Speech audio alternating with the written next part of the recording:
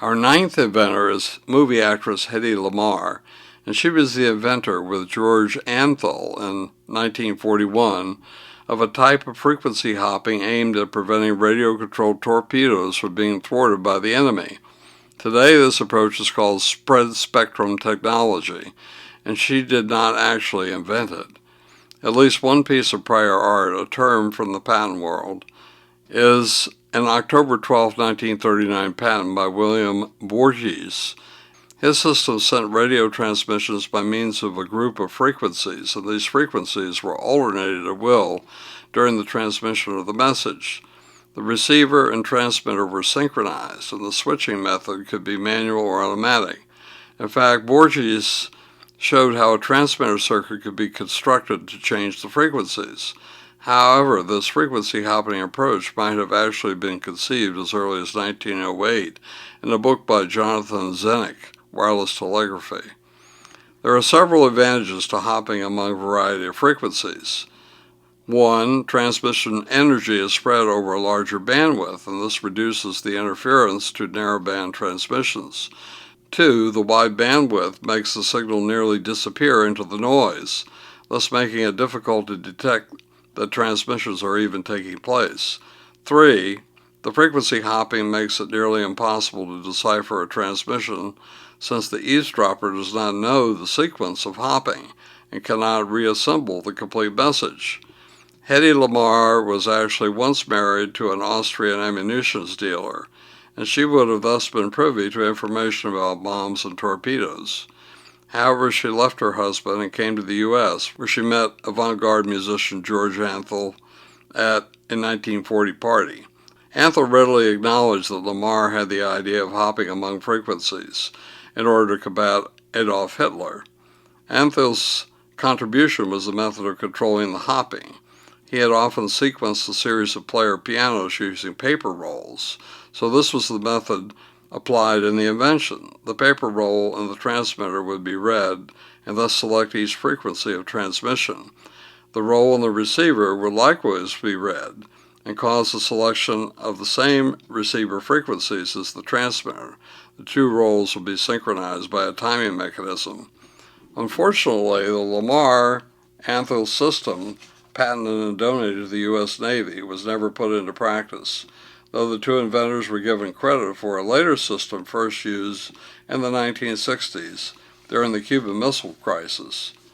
It is also unfortunate that Lamarr was given little recognition for her invention until many years later, and at least one person tried to show that she had just ridden on the coattails of her male friends. However, I found inaccuracies in the reference. Instead, all the evidence seems to point to the fact that Lamarr, a married named Hetty Markey, was indeed the inventor of a type of frequency hopping, and the drawing from her patent follows. Even though Lamarr and Antheil did not invent frequency hopping, their method of controlling frequencies was unique. In addition, it is highly likely that Lamarr was unaware of the prior art. Hence, her approach was new to her. Nevertheless, let's take a step back and learn something more about Hedy Lamarr's life.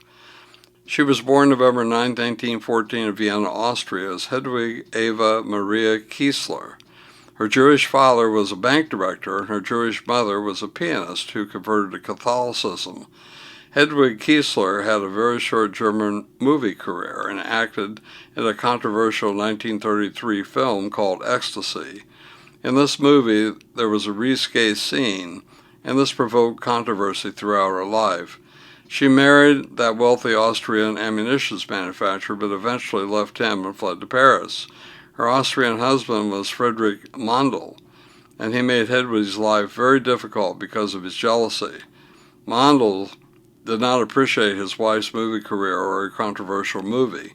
However, ironically, when considering Hedy's Jewish heritage, both Mussolini and Hitler attended gala parties at the Mandel home.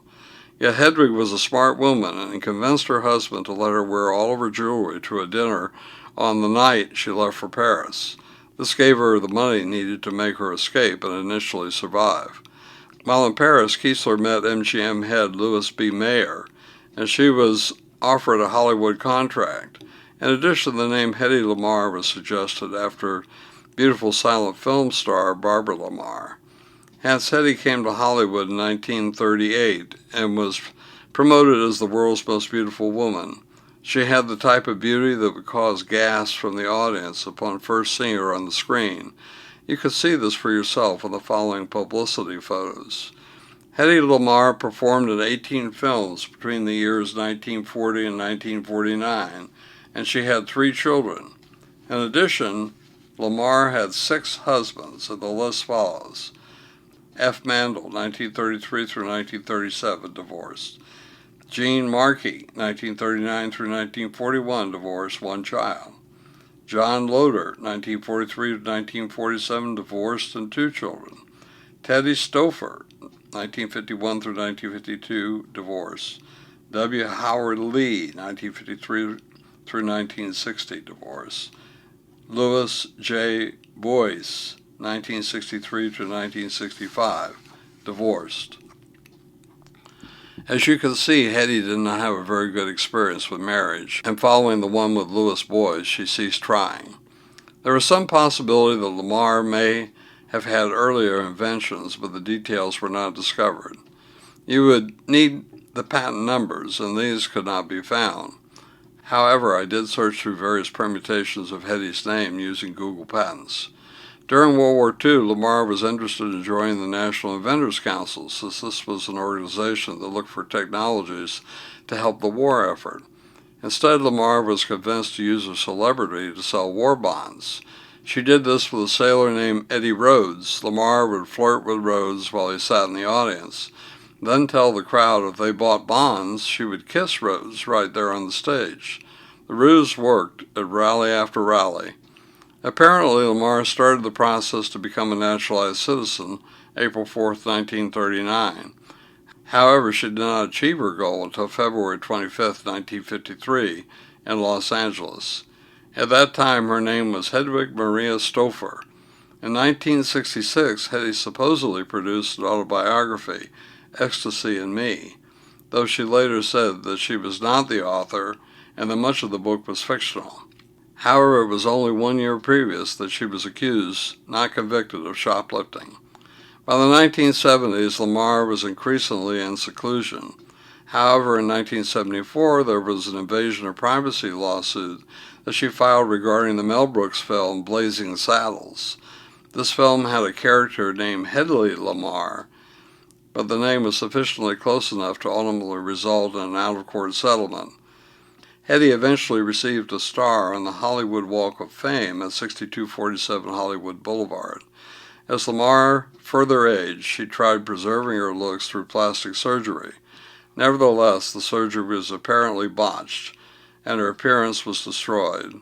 This made her all the more reluctant to appear in public. Hetty Lamar died January 19, 2000, at age 86 in Orlando, Florida, and an honorary grave was established in her native Vienna, Austria. Hetty Lamar finally started accruing additional recognition for her invention following her death, yet she had indeed already received, number 1, the Electronic Frontier Foundation Pioneer Award in the 1960s, 2, Bulby Ganas Spirit of Achievement Bronze Award, also in the 1960s. Nevertheless, after her death, she, 1, was featured in a short movie by the British Computer Society, and 2, was inducted in 2014 into the National Inventors Hall of Fame. Hence, Hetty Lamar had an interesting though quite poignant existence. Yet it does make one wonder what invention she might have conceived had she not been involved in an acting career. She was obviously a creative and intelligent woman, though her nearly overpowering beauty seemed to otherwise rule her life.